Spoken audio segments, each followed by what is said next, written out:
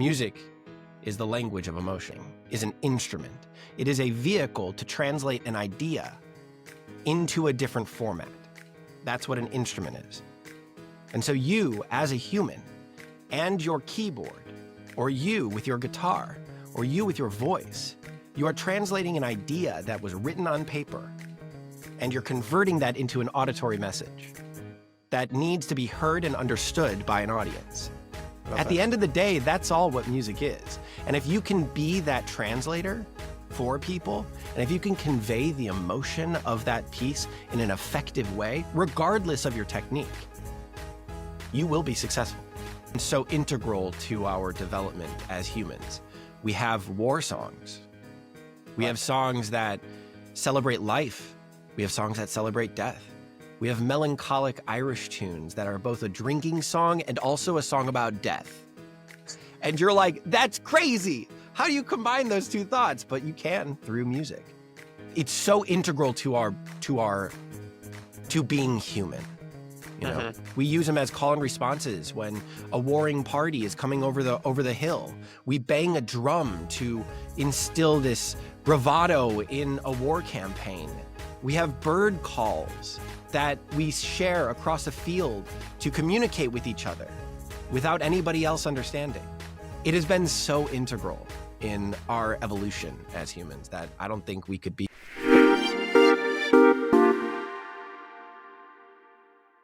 Patrick, why is music so important to us human beings?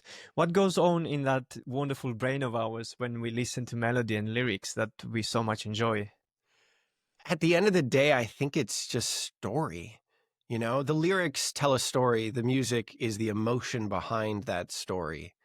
And so we get a chance to really dive deep into some very poetic subjects that can't be told either via a novel or via a TV show or movie.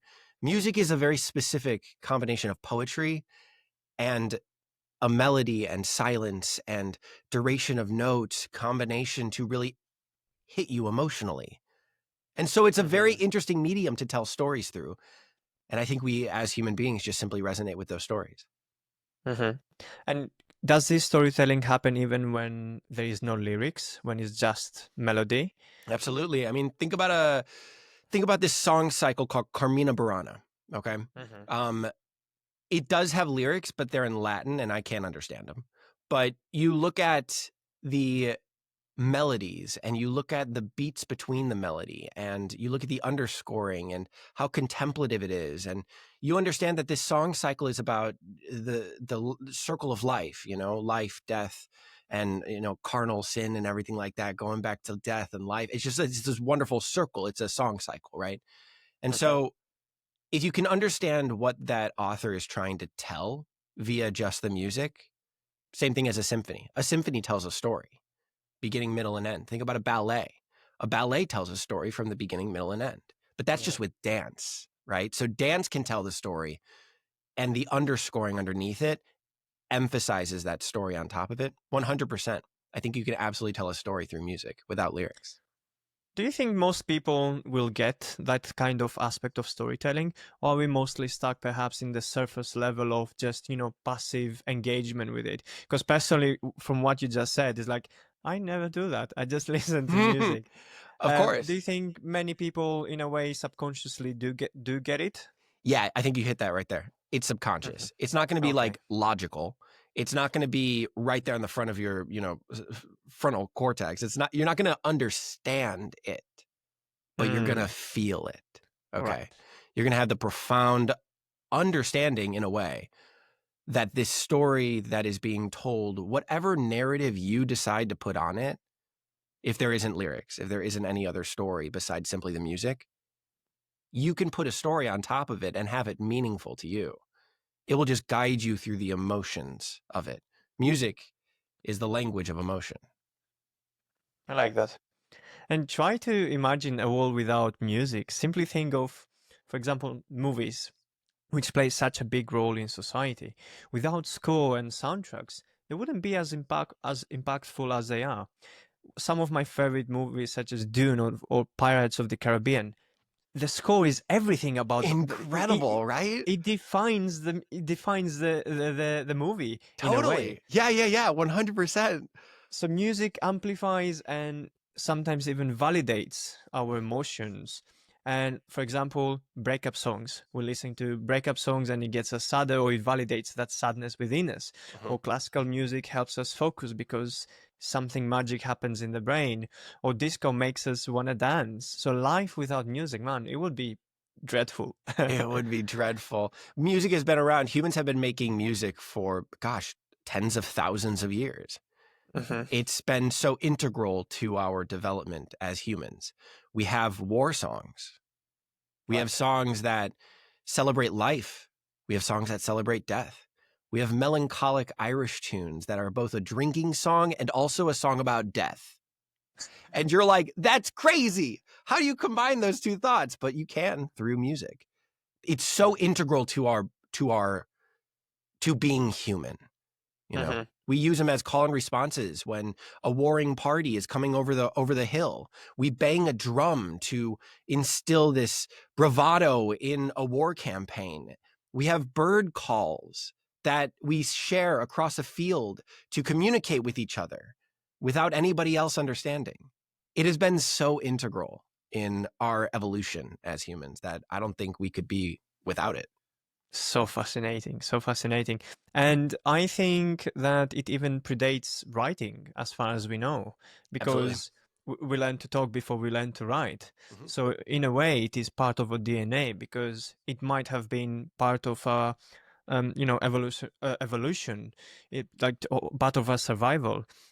I think there is some anthropologists even think that even before we started speaking, like talking, we started singing, like humming and singing before we learned language, like the language that we have now. So maybe that's why just, subconsciously we light up, or our energy goes down with whatever music we're listening, because it's been part of us before we even learned to speak. So that's crazy. Isn't that so cool? I think it is so amazing to think that there's an art form that predates the spoken word. And we have been creating that since day one. It's just amazing. Yeah. And you just take it for granted. Now it's just... We do, don't we? An item on Spotify or whatever. We have millions of songs and it's like, who cares? It's nothing. Right, totally. It's nothing. But if music is so important to us, why is one of the least taught subjects at school? Because even if it makes it in a curriculum, it's studied for a year, and then you either have to go to a private school or you learn it at music school. Is it a resources issues, do you think? Is it that very few people have the acumen to understand music, so it's not worth it teaching it to everyone? Why is music kind of, left aside compared to other subjects? I think it has a combination of a couple different things. One thing in particular is the decision-making process. It's very difficult to justify teaching of culture inside of schools. And we've kind of made music synonymous with our culture, which is true. It very much is embedded within each individual culture around this, the world. But I think it's just so much more integral to being human than anything else, that I think it's truly necessary for us to understand it and learn it and learn about how and why it's made. The history and the process of the building of a song. But anyway, I digress. I think number two is that the way that we're being taught is not benefiting what music can give. It doesn't. We've made it too complicated. We've made it too hard, and the process is not fun for most people. 85% of people that try to learn an instrument stop after high school. And so, and they cite the reasons. The reasons are they're frustrated with the way that they're being taught, or they're bored with the process. And so when you see that, you're like, okay, there's a problem with the way that we're being taught. And I think that also has something to do with why people value music in a certain way. Also, there is something about democratizing, music in a way, Spotify, for example, where we do take it for granted in that regard. I don't think we need to really necessarily have to pay for it, but I don't think it should be the most readily available. But actually, I don't even know if I agree with that. I do think it should be everywhere, and people should consume it as much as possible. I think the reason why music education is defunded in schools is because people think it's too hard and that most people don't want to do it, but that's not true. It can be very easy to learn an instrument, and it should be very, very fun. And maybe, I don't know about other people, but I always wanted to learn an instrument, and it was exactly that. It was like, oh, it's too difficult. But no one made it fun, because we all do difficult things in life. But when we love it, when we love the process, that difficulty is now a challenge, a welcoming challenge that we are happy to take upon. So it's what you said, perhaps is no one really figured out up until today. Maybe you are the one how to make it fun. I've got a solution, and I'm excited to share it with you. It makes the journey of learning an instrument much more fun, engaging, gratifying, and quite effective. Right. So let's get into it. Talk to me about MuseFlow. MuseFlow, sorry, correct? MuseFlow. Yes, MuseFlow, yeah. How is this app changing the way people can learn piano, and what's exciting about it? So the traditional ways of learning piano is your teacher gives you a song, whether that's 1 or 2 songs throughout the week that exercises a specific skill that you're learning, whether that's a new note or a new rhythm or whatever, right? Then you have to go home and you have to practice that song on repeat over and over, perfect that song, and then come back to your teacher and perform it for them. And if you fail, you have to go home and practice that song again, the same song on repeat until you get it perfect.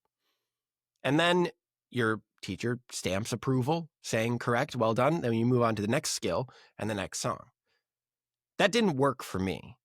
I took 8 years of lessons and I hated every second of it because I didn't feel like I was really learning anything. I felt like I was learning these new skills in isolation inside the context of that one specific song. So it didn't feel cumulative, you know? So after 8 years, my teacher retired, no fault of my own. I was a terrible student. He just retired though. And I ended up taking a little break and then going back to my parents' sheet music. They had a bunch of musical theater scores that I just started flipping through, and I ended up finding little bits that I really loved, little chunks, whether that's a beautiful melody or a pattern in my hand that I really enjoyed.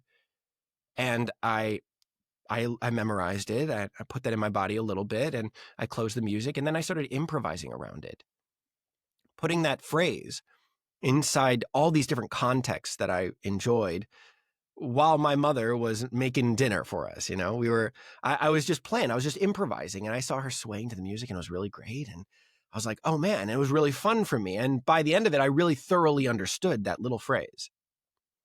I did that over and over and over for years. That was my practice. Cut to college, I was the only acting major that could play piano. And so all the musical theater students were throwing music in front of me, being like, I want to play this song. I want to practice this song. Come on, can you play it for me? And I was like, oh, let's try it. Let's try it. So I sat and played this song that I'd never seen before, and I could play it at first sight. And I was like, whoa, that's crazy. But I realized that I had done this chunking with all the little bits that made up that song. Music repeats constantly. We use the same motif or the same phrasing or the same pattern over and over and over, especially within the same genre, right? Musical theater, for this example.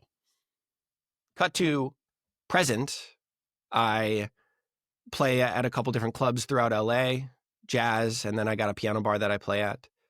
And I was bored one day and I was like, well, if I can be a professional pianist, maybe there's some value in the way that I taught myself how to play, this chunking method. And so I created the version that is MuseFlow. It is, instead of using improv as the engine of the curriculum, which is what I was using, we use what is called sight reading, the act of reading music at first sight. So we give you a new skill, whether that's a new rhythm or a new note, and we give you music that you've never seen before that never repeats, and it continuously generates for you at a very specific level and you could place yourself wherever you are within that curriculum, from easy to very difficult. You can place yourself wherever you lie.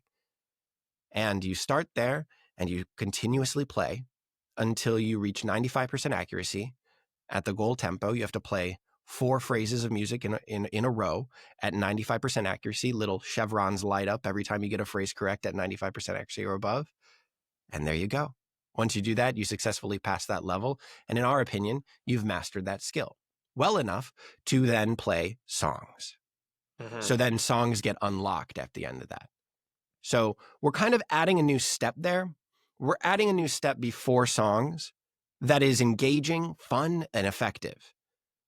This never was possible without the advent of technology. Yeah. And so the reason why we've been teaching music in this archaic way for thousands of years is because we never had an option to do anything otherwise.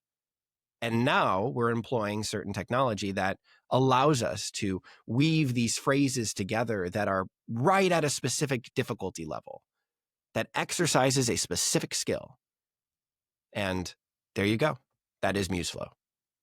That sounds so fun. It's I very wanna fun. try it It's out. very It fun. sounds fun. People are loving it. I think it's a really cool, and there's so many different applications for what MuseFlow is turning out to be. Some people just love the flow state aspect where you're just dropping into present and you're playing music that is just right outside of your difficulty level. And you're just going, you're just flowing, right? You're just playing this infinite amount of music. Some people just love that because that grounds them in reality. Other people, of course, are learning the actual curriculum, learning from 1 note, 3 rhythms, both hands, all the way to 14 notes, 2 rhythms, and both hands at the same time. So that's what we've got so far. We got level 0 through 26, and we're building out the second unit right now for piano. And then, of course, later down the road, all the different common instruments. Why don't I do it for guitar, drums, violin, viola, all of the major instruments. So, yeah, that's MuseFlow. That does sound like the future, especially with the kids now, that they grow up. From the moment they're, I don't know, newborns, they have an iPad in front of their face. They're not gonna ever go to, in person trainings like the old school way. That's boring. That's no one's gonna wanna do that. So gamifying music into your device does sound fun, and one of the main reasons kids don't want to learn anything is because they're too curious and playful in a tactile way that sitting them down and teaching them theory in a class, no one's gonna want to do that. No one I know wanted to do that. Was it easy gamifying piano and music in an app? How did you manage that? I mean, no, it wasn't easy. Yeah. I think the conceptualizing the idea was really, really fun. I have one of my creative co-founders. His name is Steven, and he is a music teacher. And he was like, Pat, I brought this to him. I brought this idea to him. And he was like, Pat, I've literally had the same idea. And I was like, no way, what? And he pulls up all these notes on his computer. And he's like, yeah, AI generative music. And it flows, it continuously generates, and it's very personalized to how you're playing. And we use machine learning to like analyze the music that you're playing and find patterns within it so we can personalize the music. And I'm like, whoa. Okay, so that's the future of the app. And my version is the MVP, the sight reading trainer turned into repertoire, turning into exercises and then theory. There you can do deeper dives into concepts because, in my opinion, you have to have the kinesthetic understanding of that skill first before you attach theory to it, before you define that thing, because otherwise we don't have anything to kind of like ground that knowledge, that theoretical understanding of a concept. We don't have anything to ground it on. So we need the tactile understanding of that technique first, right? And so all of that being said, we kind of combined ideas, and the ideation process took months to do. We spent, 4 to 6 hours a day just like talking and just discussing this idea, really fleshing it out. And then we ended up being like, okay, cool, let's go try to find some technical co-founders that can actually build this. And then they just came into our lives. We were really lucky that we found 2 of them right off the bat, one of them is a friend of a friend of a friend that we went on a hike with, and we just started talking about MuseFlow. And then he got obsessed and he ended up pitching himself to us 2 weeks later. Love The it. other guy I met at one of my gigs, one of my background jazz gigs. The dude was just sitting there playing the piano before one of my shifts, and I never seen him before. And I go up and he was playing something beautiful, like classical Chopin music. It was gorgeous, right? And I go up to him and I'm like, hey, I'm supposed to start. Do you just want to like go back and forth and trade songs? Like you play a classical song, I'll play a jazz song. You play classical, I'll play jazz. He's like, yeah, that sounds fun. Lo and behold, we get to talking. The dude's a software engineer. I show him our pitch deck. He's a classically trained pianist. And you're like, whoa, he loves the idea for MuseFlow. And a week later, we end up bringing him on. And Funny so how things work out, huh? it's kind of crazy, right? So, and then we just started getting to building the idea. Of course, me and Steven had this major big idea of the three main sections of the app that we really wanted to build right away. We were like, that's our minimum viable product. And they were like, no. That is not your minimum viable product. That is the whole app. What are you talking about? Yeah. What is the minimum piece that will show value to the market? What is the least that we need to build? And so we brought it down to the sight reading trainer that teaches the core concepts of music through sight reading. And they were like, okay, cool. And so we built that. We put that out there in the world, and we ended up getting some great feedback. We got users right away. And, you know, a year later, we have about 52 people that are using this right now that are paying for it. We're about to be making our overhead right now. And so the building of this company has been equally as difficult, I would say, as to building the app, you know. It's been an interesting journey, but no, it has not been easy. But it's been really fun because we're doing it with friends. Speaking of the journey, what as a tech company, because you are a tech company basically now, what are the biggest roadblocks you faced? Is it breaking into the market? Is it distribution? Are there any gatekeepers in this kind of thing? Because I really don't know. Is it the funding? Is it the marketing aspect of it? What has your experience been? Three kind of main things that have come into conflict. One in particular is essential to our business, which is the ability to communicate with each other. I speak a very different language than our main CTO, our technical co-founder. We speak very differently, and we care about very different things. And so to communicate with somebody like that is very difficult. I've never had to do it in my life. I'm a pianist, you know, like this is my first company that I've ever built. It's been a really interesting journey having to be as transparent and honest and earnest as possible. And that's the only way that I can really kind of get to him. And the only way that he can get to me is by being honest with me. You know, hey, that hurt my feelings. Hey, that was, you should have, I would have preferred it if you said it this way. I'm like, great, I take note. And of course I do it again next time. This is the way that he wants me to. And so that sort of relationship has been really interesting to navigate. It's been difficult, but it's been really fun. And I've gotten to know him so much better. And at the end of the day, though, we're still friends. Respect is still there. That's the goal here, you know? Yeah. That's the fundamental part of this relationship, and it needs to be there. And so that's been very interesting and hard and difficult to overcome, but we're doing it, you know, and we're staying friends at the end of the day, which again is the biggest thing. Number two, funding never was a problem for us. We had one of our co-founders ended up bootstrapping us for all intents and purposes, paying for our overhead. He makes a lot of money during his day job, and he was interested in using his money to help us further the product. And he saw that we needed a little bit of funding so that we can pay for our overhead, you know, server fees and all the different tools that we use. And so he ended up bootstrapping us. That was about $40,000. And then we are in the middle of locking in another round of funding right now from a consultant that has come on for us.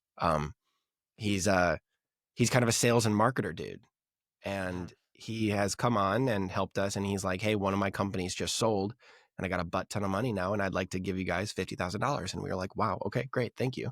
And let's nail down the can't say no to that. Can't say no to that. And let's nail down the terms. And we're just like right there. We're very, very close to that. The other thing that has been really difficult, there's not a lot of gatekeepers in this industry. Yeah, it sounds very niche It's- for there to be gatekeepers. We're also teaching in a very unique way. So there's nobody that's doing what we're doing. There are other music education apps out there, but we are teaching in a different way than everybody else. So everybody is just going straight to songs. Nobody's thought that there was a problem with the middle ground of between learning the skill and learning a song. Nobody thought that there was an issue there. And so we were like, no, there is an issue. 85% of people is the issue. That's the problem. They stop playing after high school. You're like, that's the issue. So that wasn't really a problem. The biggest problem for us, though, is compatibility. Device compatibility. We had to build it initially just for a laptop and a MIDI keyboard, a music information digital interface keyboard. It can be any keyboard. It just needs to be able to jack into your computer. Okay.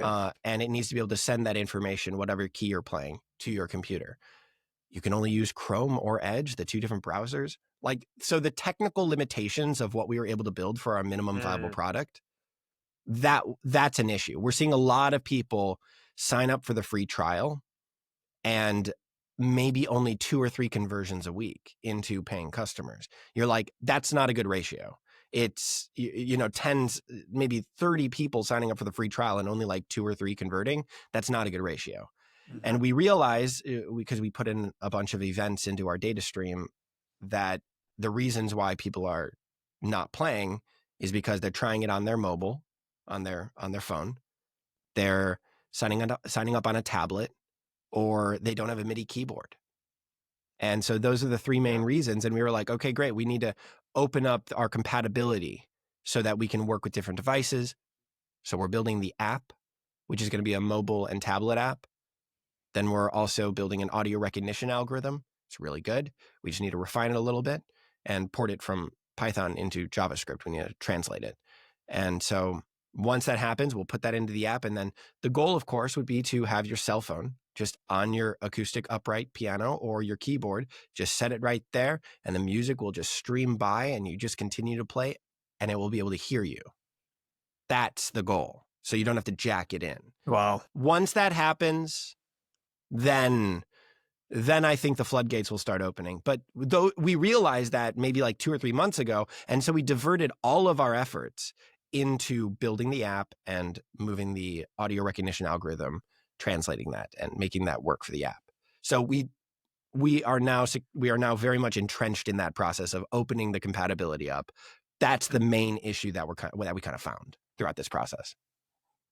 So exciting stuff. Sounds like the future, definitely. Now I was just thinking, is it still as difficult as it used to be to become a relatively successful musician? You don't have to be famous, but at least become someone who can make a great living out of it. Because maybe let's say someone uses your app and they master the skill, and then they get a real piano, whatever instrument, and they become very good. What are the chances they're going to make a living out of it in the real world, other than having it just as a hobby? Like, since you're in the industry, where do you see the market going? I think self-learners are going to be a big part of the music performance cohort in the future. What I do at my piano bar, or what I do at these restaurants when I just sit down and play jazz, it's you don't really need to learn what I learned in a classroom. You just need to be able to, again, back to the basics, tell a story at the end of the day. You need to be emotive through your instrument. An instrument is the same thing as a pen. Anything is an instrument. It is a vehicle to translate an idea into a different format. That's what an instrument is. And so you, as a human, and your keyboard, or you with your guitar, or you with your voice, you are translating an idea that was written on paper, and you're converting that into an auditory message that needs to be heard and understood by an audience. At the end of the day, that's all what music is. And if you can be that translator for people, and if you can convey the emotion of that piece in an effective way, regardless of your technique, you will be successful. And so what MuseFlow does is it gets you there faster. It allows you to get you to a place to where you can play music, more complicated pieces, faster, quicker, more effectively, and more engagingly. You know, be engaged with the process of learning. Don't just try to attain the perfection of playing that one specific song that you want to play. Be engaged in the process of learning, you know? And so that's what we're trying to do. We're trying to get you emotionally connected to the process of learning. And then again, if you can just simply tell that story, you're good, man. Love that. Patrick, what is the biggest thing music has taught you? The most important thing music has taught you? I think silence. It's very interesting. I've kind of, music is a combination of pitches, harmony, dissonance, and silence. That's what it is. And so it makes me, music at the end of the day has taught me that you can't have the light without the dark. You can't have a melody without silence. Humans have that crazy thing of, I don't know if you know this. This is a wild fact that I found out a couple of weeks ago. Okay. But our capacity to love is directly linked to our capacity to hate. You can't build one without the other. You can't go deeper into one without the other. It's kind of wild to me. And that's what I think humans, unfortunately, we have that, you know, we have both love and hate inside of us. And certain parts of humanity are more geared to hate. Certain parts of humanity are more geared to love. But at the end of the day, humanity itself is just a combination of love and hate. And if we go farther down into both of them, we have to accept the fact that we're going to have deeper versions of both. And I think music has allowed me to kind of recognize that we are just inherently built with that dichotomy and to be okay with that. Right. At first glance, someone who you think is very capable of love, you cannot imagine that person being very capable of hate, but humans, our whole existence is a paradox, a dichotomy. We are the biggest hypocrites in this planet. Like whatever we do and we say and do is just, everything contradicts each other. Like if not now, is gonna do it in the future. We are going to contradict ourselves again and again and again, and maybe that's the beauty of it. Otherwise, it would be so damn boring. And speaking of fascinating, crazy things that you just mentioned, studies have shown that plants can grow faster and healthier when exposed to music, which means sound is important beyond the human understanding. What do you make between this connection of sound and other light forms, or even the universe, if you want to go there? The connection between sound and everything else? Everything else, like other life forms, like how do plants grow faster with music? That's insane. I know. I don't know how that happens, but I do find that very interesting. Everything is a vibration. Our planet is vibrating at a certain wavelength. It is much bigger than what we can understand. It's probably, you know, kilometers long, the waveform. Okay. Because that's what sound is. It's air being compressed and then released. Oops. Air is being compressed and released, and compressed and released, compressed and released. And that's what we feel in our ears. We feel that vibration, and then our brain translates that. Our eardrum translates that into understanding and a sound, and what we perceive as sound, right? That's all it is. And so maybe there's something to that vibration of sound coming from an instrument or coming from a voice or whatever that hits the plant, and the plant sort of resonates with that vibration and wants to either grow toward it or away from it or with it. You know, maybe there's something with that. Maybe there's something to it, but I do think everything has a certain vibration. Everything pulses and creates a sound. It's just, are we humans capable of hearing it and understanding it? It's beautiful. It's fascinating. The craziest fact I've heard about music is that it helps Alzheimer patients remember stuff. Yeah. That's the wildest one. Somehow Yep. music pairs emotional connections and associated memories together. And by resurfacing the emotion in them, they're able to recall the corresponding memory, Mm-hmm. which is pretty insane if you think about it. When you think of some other crazy applications of music or interesting anecdotes, is there something that comes to mind, something that is going to be cool for the audience to know? Well, I have a personal experience with exactly that. All right. My grandfather had dementia, and I went over to his house and I played some Frank Sinatra for him, and he didn't know my name when I walked in. He barely knew my mother, thought she was 8 years old, and he felt like he was maybe 20. He was regressing, and I showed him, I think I played him maybe a modern song or something a little bit more modern that I thought he might have understood, maybe something from the 70s or 80s. Nope, he didn't get that. And then I threw in Frank Sinatra, and he's like, "Yes, My Way by Frank Sinatra." And I'm like, "Yes, sir. You want to sing along with me?" And he says, "Yeah." He wasn't a singer, but he sang right there with me. Wow. He kept going. He knew almost every word in that song. And that was the first time that my mom and my aunt had ever seen him that engaged, that connected with any member of their family for years. And he was present. He was dropped in. He was right there with us. We were together experiencing the same thing for the first time in years. It made them cry. That is truly incredible. There's something about it that we understand music in multiple parts of our brains. And one part of our brain that understands music regresses when Alzheimer's and dementia hits them. Other parts aren't affected. And so it's that part that isn't affected that we can tap into with music.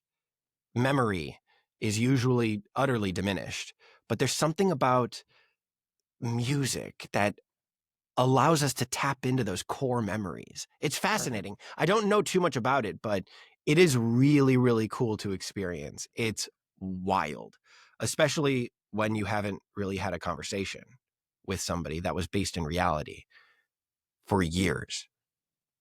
And then finally you're experiencing the same thing together. Crazy. So quite incredible, very profound.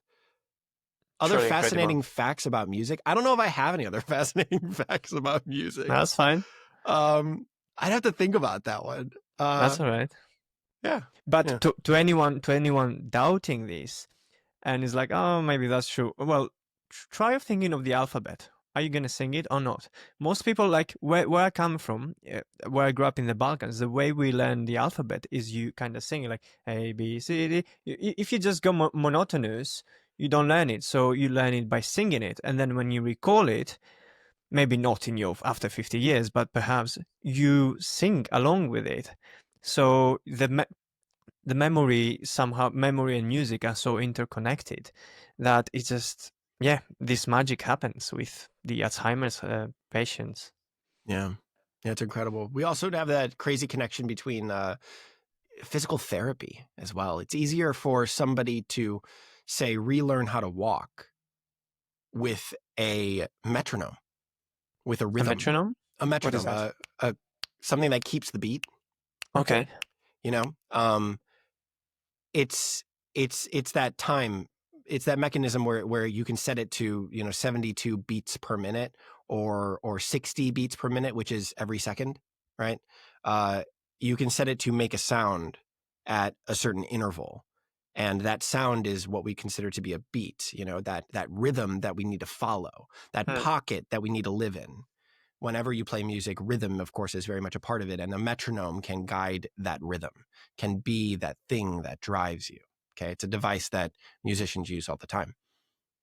If say a physical therapist and a music therapist get together with somebody who is learning how to re-walk after a car accident, they're trying to learn how to walk again. It's easier for them to get back into walking if they have a rhythm to follow. If somebody is sitting there and playing a drum or something that is strumming and it's the rhythm, you forget about you're not trying to walk anymore. You're just trying to follow the beat and put your step every time that beat happens. It's crazy. It's so interesting that like somehow music and rhythm can circumvent the physical.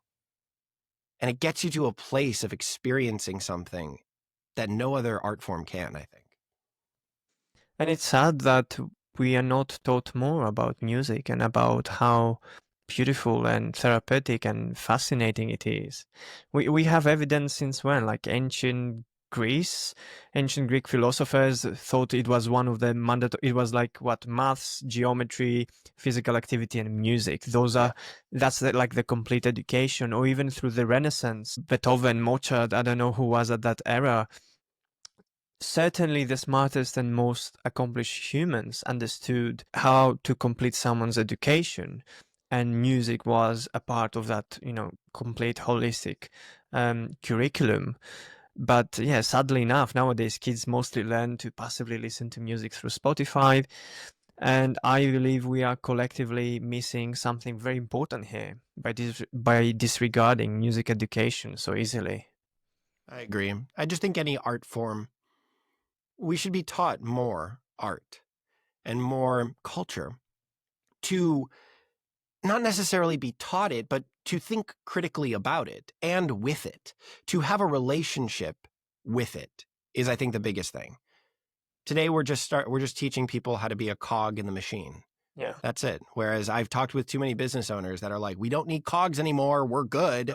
We need people that are generalists. We need people that can do almost anything if they're taught right. That's who we need.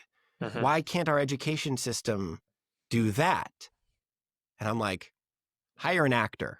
Okay. Hire somebody who used to be an actor. Hire a theater kid, because they're going to be able to learn anything. They can, even if they can't, they'll fake it till they make it. And then inevitably they'll get there if they're passionate about the project. So I think that art and culture and people that are those creatives, we're unfortunately not teaching the next generation in schools. We're not teaching the generalists. We're not teaching the adapters. I feel like we should, for sure, be doing that. And what about the AI? What do you think is the best use what is the best use of AI in order to benefit future musicians, to develop the skills, to become professionals at some point? Where does AI fit in? So we think of it as a companion. We're right now, every phrase in our database for Unit 1 is written by hand. Okay. We had to start somewhere. And what we're doing, though, with those phrases, those 10,000 phrases that we've written, all that music that generates, that flows in front of you, we've connected them with a little bit of stitching so that they flow easily. Okay. But what we're doing with those phrases is we're training our AI to generate music for Unit 2, because we're going to have not just 10,000 phrases. We're going to have 70 or 80,000 phrases for Unit 2. There's something about the complexity range within a level that we have to have very easy phrases within that level, and we have to have very hard phrases within that level, and we have to be able to pass you through that gradation at the pace that you are learning. So it has to be more personalized, it has to be very flexible at that point, and we have to have a very vast amount of phrases for you so that you can learn at that pace where the challenge is just right outside of your skill level, because people are going to learn and grow at different paces. Anyway, point is that we've thought about the future of that. And so we're like, okay, we need to start generating music that is at a very specific difficulty level, that is exercising a very specific phrase. How are we going to do that? Great. We're going to train an algorithm to be able to do that. We're going to feed it a ton of phrases and a bunch of music at that specific level. And it's going to start generating, and we're going to reinforce it that way. We're in the process of doing that. So that's number one, AI generative music at a very specific level, okay? So that it can follow you as you progress and generate music just right outside of your difficulty level. Yeah, that sounds amazing. Keeping you in that flow state, right? Yeah. So that's number one, music generation. Number two is pattern recognition. These are two very different types of AI, but we're considering them integral to the future of MuseFlow, and that's why we're working on them right now. We want to get to a point where we can recognize those patterns within your playing and adjust the music so that we can reinforce certain behaviors.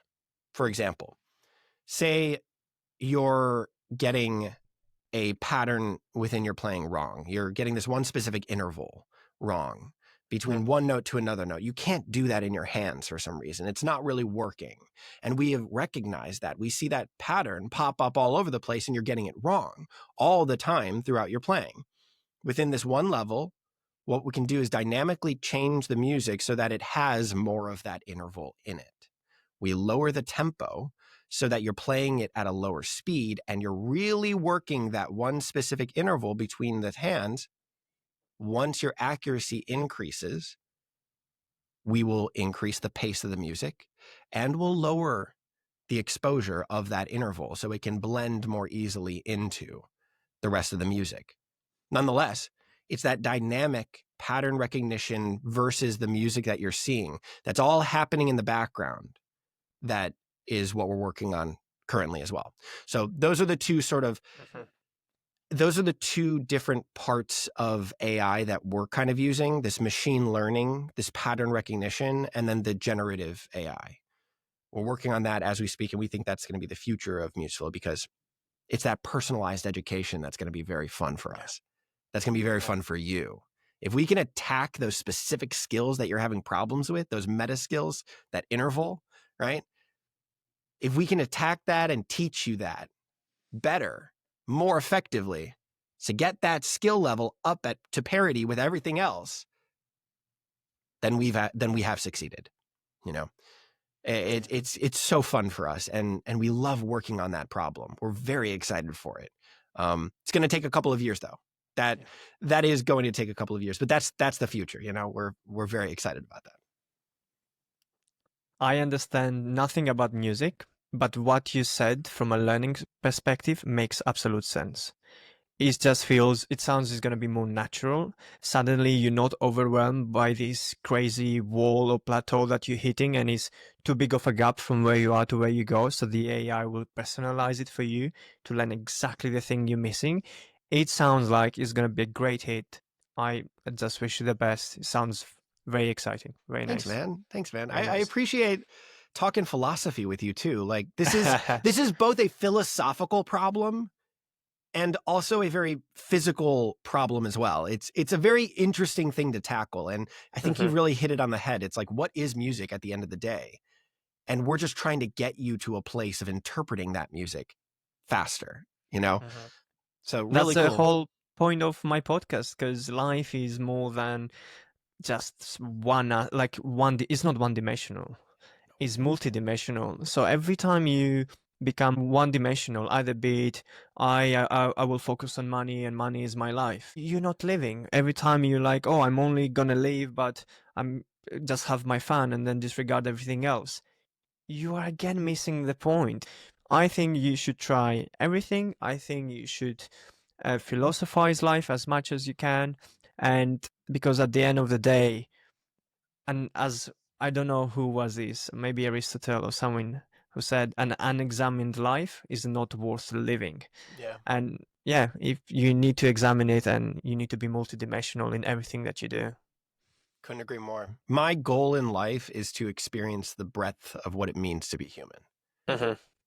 With the goods and bads. The good, the bad, and the ugly, and the beautiful. The good, the bad, the ugly, the beautiful. Everything in between, you know? So I totally agree with you, for sure. I would love to know how you, as a musician, get in a flow state. I'm currently reading the book Flow. Yeah, so good. Mihai Csikszentmihalyi. I can never pronounce his last name. Yeah, you said it right. And I loved how it's fascinating, the idea that people have all these different ways of entering flow states. And it fascinates me. How do you go about it? For me, I love that relationship between an audience and a performer. I get deep in flow whenever I'm performing. Regardless of the environment, if I'm there with my wife and she's reading a book and I'm just sitting there playing piano, that can be a relationship right there. She's still listening to me, even though she's, in her book.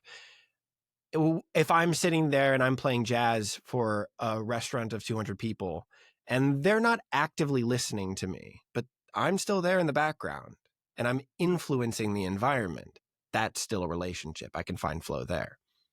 Whether I'm at my piano bar and there's 300 people there singing around my piano, going crazy, singing along with me, then that is a deep flow state as well.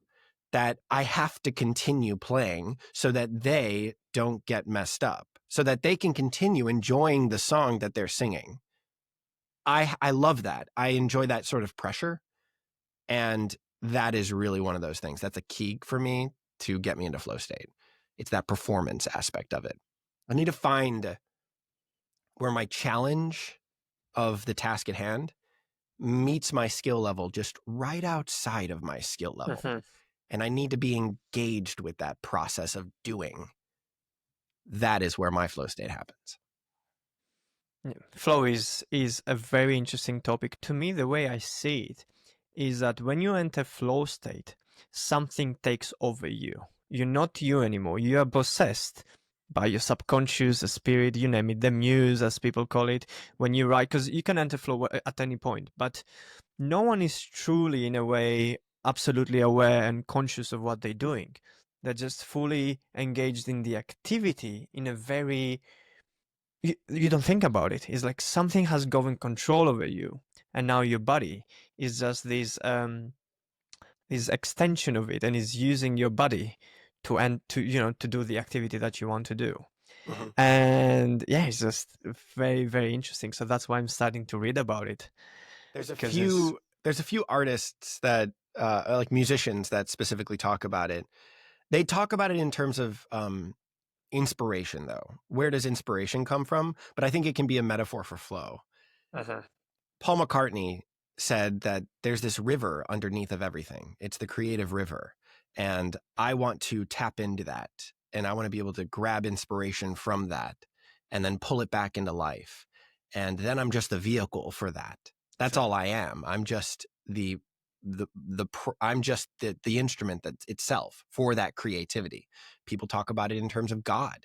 Bach, for example, described being inspired by God to write his pieces of music. And so he talks about that as well. It's kind of the same idea. It's that there's that underlying current of creativity and inspiration, and he taps into it, or he's inspired by it, to just simply be the instrument of writing those pieces. You're just the vehicle. Taylor Swift talks about that too. She's like, it's my technique that I've developed where I want to tap into that river of creativity underneath it. Even if I don't want to write, I just simply use that technique to tap into that creativity, and I can do it. It's that well-oiled machine of, I think you can dig that well to that river underneath. Dig that well, dig it, keep digging every single time. Tap in. And then by the time you have that well-established well, so all you need to do is just dip that bucket in and pull it right back out. Yeah. If you tap into flow state more and more, you'll be able to drop into it much easier the next time. One thing I'm discovering at the moment, one way of entering flow, is having an alter ego.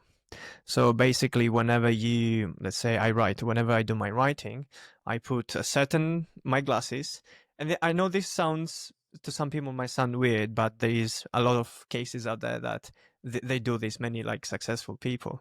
So for example, my alter ego has a name, is Jacob. And Jacob, when he writes, the writer puts the glasses, wears a certain watch that I have, and suddenly I am not Francesco, the whatever restaurant manager, podcaster. I am Jacob, the writer. And this person just lives in this, I don't know, bubble of creativity that whenever the alter ego is, enabled, it's just easier for me to enter into flow. So I'm trying to see, discover a little bit more about this. I think it helps, but it's just something cool I want to share. Yeah. You're not alone in that. There are so many performing artists that do that too. Beyonce talks about her alternate ego. Lady Gaga, literally Lady Gaga is an alternate universe, alternate Alter personality. ego. David Bowie talks about that. He talks about his alternate ego. It's so interesting. I'm so curious about that because I don't employ that technique. I'm just myself all the time.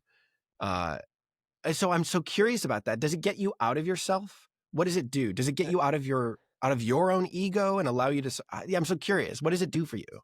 Okay, so the whole thing is that you have all these limited beliefs that you carry with your identity, and when you become these different identities, somehow you're detached by, I'm not a good writer, or I've been writing shitty articles for the last 1 year. So in a way, it takes you away from your limited beliefs.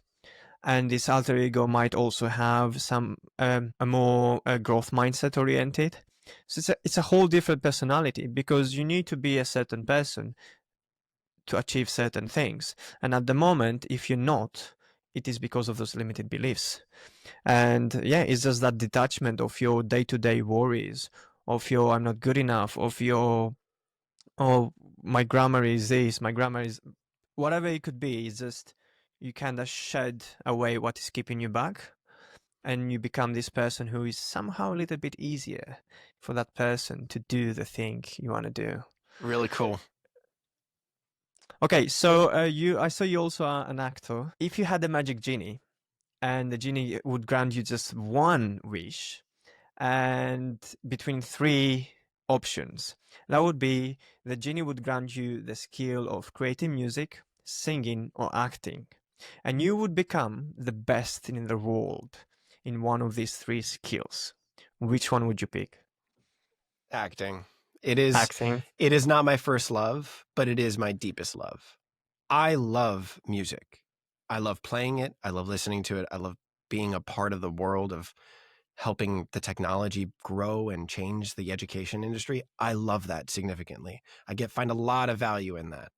But there is nothing like inhabiting a character and portraying that on screen. As you were talking about inhabiting your own character, it's an alter ego. And oh my God, there's nothing like that sort of flow state where you are just present in an alternate version of yourself, interacting with another person using the script that's at hand. And again, you get that performance aspect too. You're playing for the screen, you're playing for the camera, you're playing for the director and the crew, or you're playing for an audience. It is the most creatively fulfilling thing that I've ever felt in my entire life. I utterly love doing it, and I would do that 100% if I could. I was an actor for 6 years out here in LA before I became a pianist. And unfortunately, the gaps between the parts, between my jobs, were just too big. I wasn't sustaining myself financially. I wasn't sustaining myself creatively. Ups and downs in my emotional value that I was like, oh, I'm so good when I got a part, right? I'm like, oh, yes, I knew it. I was good. I knew I was so good. Okay, great. Let me do that job. And then I do that job. And then it immediately starts diminishing. A week goes by, I don't get another job. A week goes by and I don't get another job. And then by like month 1 or 2, I'm like, how could I have ever thought that I was good? I'm so bad. Up with you. Yeah. It just messes with me, man. And so, but there still isn't that, there's nothing like that high for me. There's nothing like that low of doing something dark and dirty and getting messy and doing it for the art. There's nothing like it, man. I somehow knew you were going to say acting, but I was like, I want How'd to see you know? Yeah. All right, so Patrick, last question. What do you want to be remembered for? Oh, I don't think about that. You don't think about that? No. Doesn't matter? It doesn't matter. I don't know if I'm ever going to be remembered. For a time you will, from the people Sure. closest to you. I just try to be the most authentic that I can be and the most earnest that I can be, and find kindness and have fun along the way. Like, that's if there's anything that like I would love to be known for is being authentic, open, kind, and a little goofy. You know, I like that part of me, and I think that if more people were that authentic and kind and maybe a little goofy, like if everybody was a little bit more of that, I think the world would be so much of a better place. Absolutely. And so I try to kind of infect the world with that energy a little bit. So maybe that's what you mean in terms of like, how would you want to be remembered as? It's, I just wish to infect the world with authenticity and kindness and a little goof too. That's beautiful. Thank you, Patrick. Thank you for the conversation. Thank you. What a treat. Appreciate you.